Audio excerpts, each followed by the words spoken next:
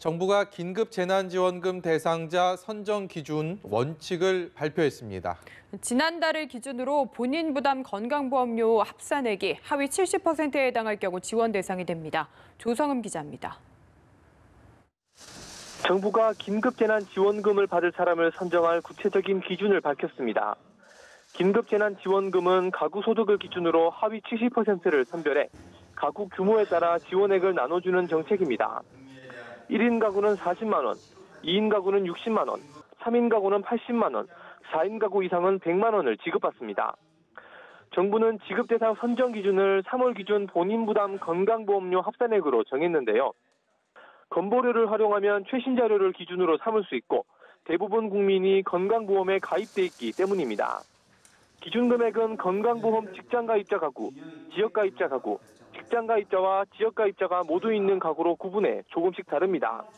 직장가입자 가구를 기준으로 1인 가구는 8만 8천 원, 2인 가구 15만 원, 3인 가구 19만 5천 원, 4인 가구는 23만 7천 원 이하면 지원금을 받을 수 있습니다.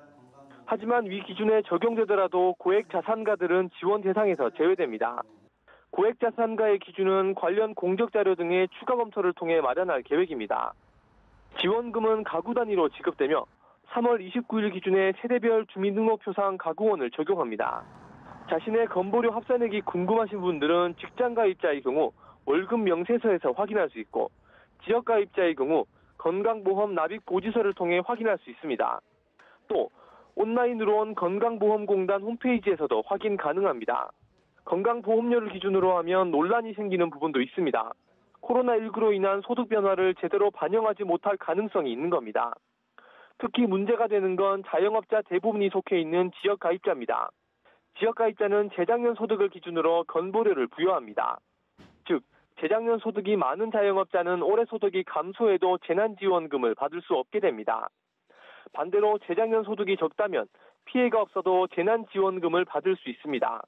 정부는 최근 급격히 소득이 줄어든 소상공인이나 자영업자 가구에 대해선 지방자치단체가 신청 당시 소득 상황을 반영해 지원 여부를 최종적으로 판단하도록 하는 방안이 검토 중입니다. 연합뉴스TV 조성음입니다.